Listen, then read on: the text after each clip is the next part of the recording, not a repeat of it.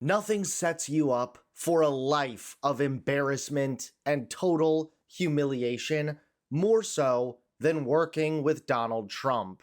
And some people are learning that the hard way.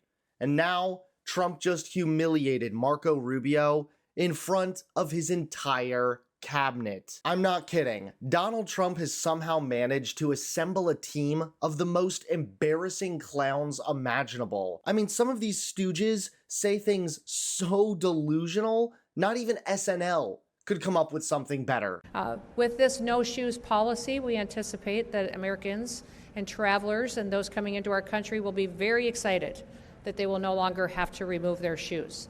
The one thing that I will say is that doesn't mean that there won't be times once in a while where someone will have to remove their shoes. If they get put into a different situation or need additional layers of screening where that may be asked of them. But overwhelmingly, the policy will be that no longer will that be required of every single person that comes to a checkpoint. The golden age of America is here.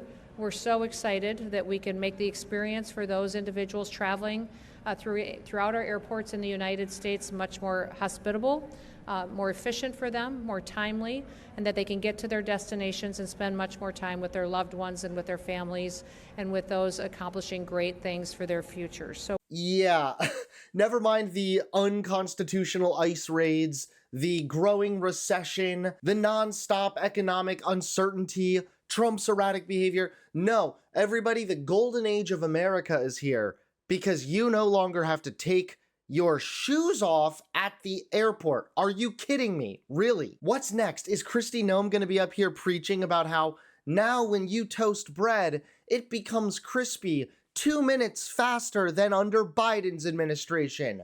The golden age of America, ladies and gents. Even worse, this is Trump's ambassador for Japan, another stooge. What does holding the ASEAN chairmanship entail for Singapore? Can you name one thing? A role that they will have to play as ASEAN chair. What will? Well, there you know that there. This ASEAN chair is not only one country. There are 10 countries involved. No, the ASEAN chair is one country. One leading country, 10. but there are 10 countries involved as an ASEAN group. You're not answering my question. You're not answering my question, sir. Can you name one thing that will be of critical importance to Singapore as ASEAN chair? A role. There are many things. Can you name one Defense, thing? economics. Those are very broad. Name an issue. Trade. I don't think, no. Okay, let's do something. Yeah, stupidity left and right. However, no one has taken a beating quite like Marco Rubio. That's right, our top story today, Trump just humiliated Rubio in front of his entire cabinet. Take a look. We spent a lot of time, effort, very little money on this room. This is called the Cabinet Room. It's been here for a long time. And it had some pictures that were not many of them and not very good ones. And I actually spent time in the vaults. The vaults are where we have a lot of great pictures and artwork. And I picked it all myself. I'm very proud of it. That's Andrew Jackson, great Andrew Jackson. That's a gentleman named, and we call him President Polk. He was sort of a real estate guy. He was, people don't realize he was a one-termer, but he was a very good president. But, and I'm not sure I should be doing this, he actually gave us the state of California. He was the one. He was the one. So I'm not sure. Maybe he won't be there for long. But if you notice, the frame is the exact same size, almost, as the other one is Andrew Jackson. So that was a part of the reason, too, I have to be honest. But Polk was actually a very good president. It's really become quite a beautiful place. I don't want to tell this, Marco pointed it out. I was going to leave the clock. So as president, you have the power. If I go into the State Department or Department of Commerce or Treasury, if I see anything that I like, I'm allowed to take it. Given like this.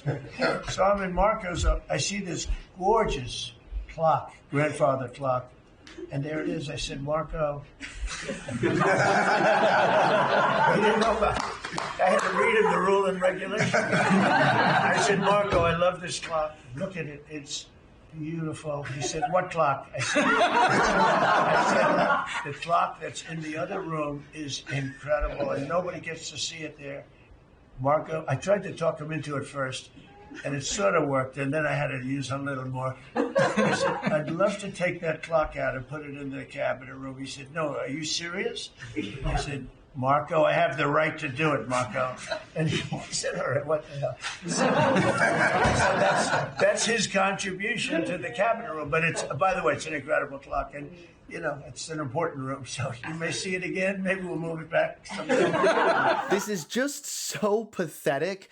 And the reason this is humiliating is because Trump is using his position, his power, to basically bully people into submission, even if it's over something simple like a clock. The Daily Beast described this as petty, and I honestly couldn't think of a better word. Trump is walking around acting like he's a king, only he's got the mindset of a frat bro.